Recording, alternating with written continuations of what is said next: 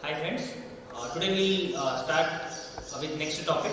As if you see with your previous lecture, I have given you about what are the different steps involved for your portal frame for your sway analysis. Similarly, even if you go with your MDM method, which is nothing but your moment distribution method, if you see for your portal frames, now we are going to have a sway analysis. Now let us have like quick revision about your previous class. If you see.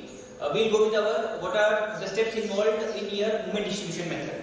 Now if you see the steps involved in your moment distribution method, let us go with our steps. Now what are the different steps we have to solve with your portal frame, with your frame. Like frame, if you take with your portal frame, how we have to go with our sway analysis. Now if you see with our sway analysis here, now step 1. Now if you let us go with our step 1. Step 1 is nothing but we have to first solve non-sway analysis. Whenever we are going to solve with our sway analysis, now we have different steps. Now in that step, if you to go with your step 1, we have non-sway analysis. According to non-sway analysis, what are the steps involved in that one we will see. Now first step, if you see, first step will be your FEM, fixed end movement, whatever it are there. So fixed end movements according to your standard cases, we have at your pointer exactly at the center, pointer at A and B distance, complete UDL, half UDL, UDL and different cases we have. According to that one, we have to find out with our fixed end movements. Once we have done with our fixed end movements, next step we have to go about here distribution factor table. We have to find out with our distribution factor table where we will be getting here K.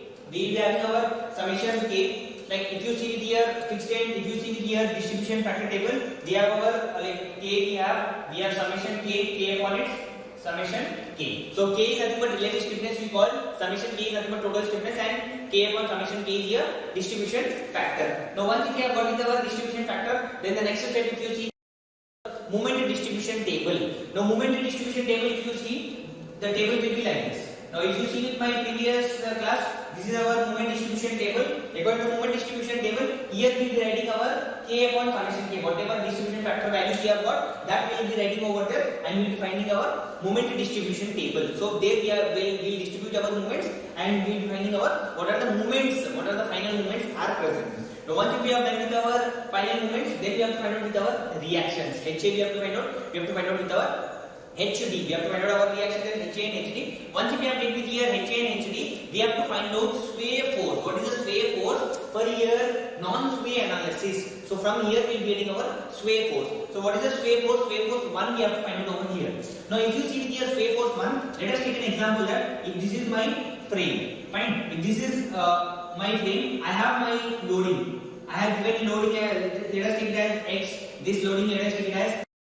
So from here if you see, we have calculated our reactions HA, we have calculated our HA, we have calculated our HD. Now if you think HA I have got it as minus 2.45, HD I have got it as plus 2.45 or something. Some loading I have got, like I have got HA and HD. Once if you have got HA and HD, this minus and plus, if you see with the sign, minus indicates that whatever direction it is there, direction will be towards here, left hand side. If you see with this plus will be towards here, right hand side. Which means that if you are going to calculate with your sway force 1. Now if you see with sway force 1, then what you have to do, you have to take all the forces. What are the forces available? Which means that the forces which are going towards your right should be subtracted with your forces which are going towards your left. Now if you see the forces which are going towards your right forces we have X, and even one more force we have is equal to here 2.45. So I can write as X plus 2.45 minus this value which is equal to here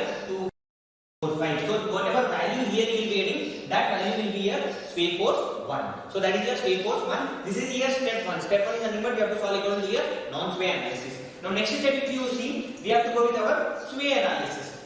Next step will be about your sway analysis. Now if you go with your sway analysis, in your sway analysis, first step only we have about your assumptions. What are the assumptions? According to sway analysis, we have to take. Now, if you see with your assumptions, we have different frames. Frames means we have different supports for the frames. Both the supports might be fixed, both the supports might be hinged, or one support might be fixed, the other support might be hinged. Now, for such a type of a problem, how we have to solve? Now, if you see with your first case 1 here, if you see, I have to both the ends are fixed. Now if you see both the supports are fixed. Here also you can see at A it is fixed, at D also it is fixed. Then how we have to go with your assumption? Assumption is nothing but M dash BA. This is here BA. Here moment at here M is to here m dash CD, whatever we have got here m dash CD should be equal to here I1 by L1 square is to here I2 by L2 square, which means that if you are going to take here moment at here BA with respect to here CD should be equal to here I1 by L1 square. This I1 is for here AB or BA span. Similarly, this I2 is for here CD span. This L1 is for here AB and similarly this L2 is for here CD span. So that is the reason I1 by L1 square is equal to here is equal to I2 by L2 square. This is for here first case. Now similarly, if you go with your second case when you have both the ends are hinged. If you see here I have both the ends are hinged.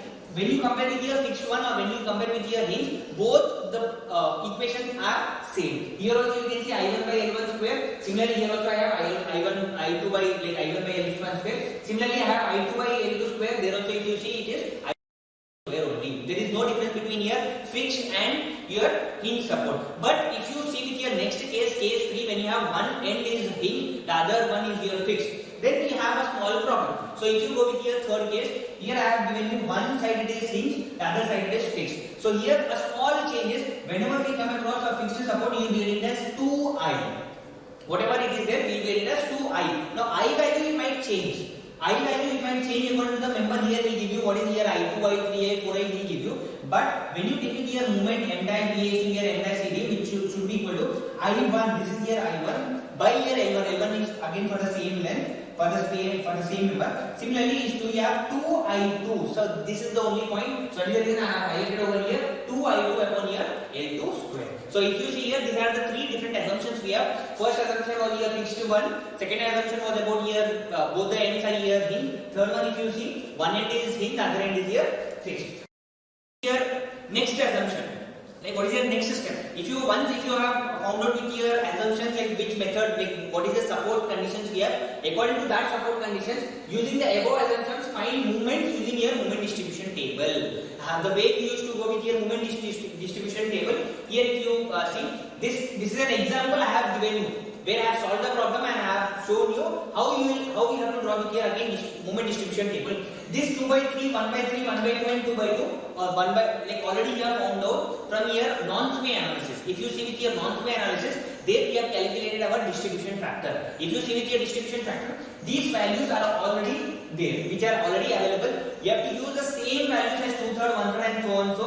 But if you go with your previous one, if you see with your previous one, see here, whatever m dash BA, m dash CD we have got, m dash BA and m dash CD we have got. So these values what we have got for the moment, values we have to use for your next system.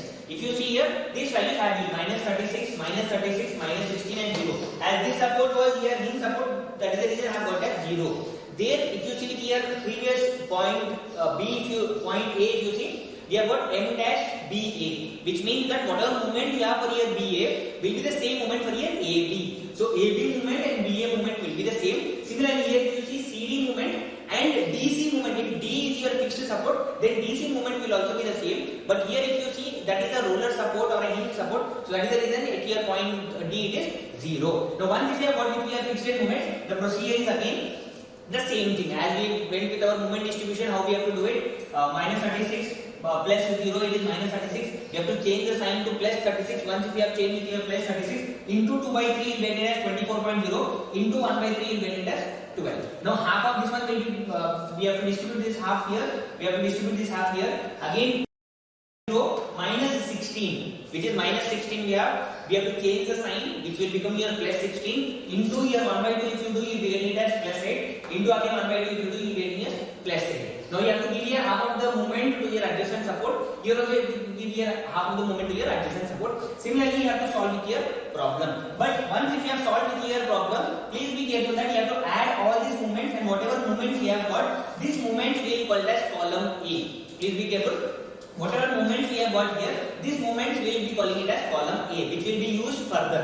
Fine. So remember that this is our column A. Once we have got with our column A, now we have to go with our next step. Next step is nothing but again we have to find out with our horizontal reactions. Whatever horizontal reactions are there, those horizontal reactions we have to find it out. But here I have given a sentence that whenever you find with your horizontal reactions, here you should not consider any loading.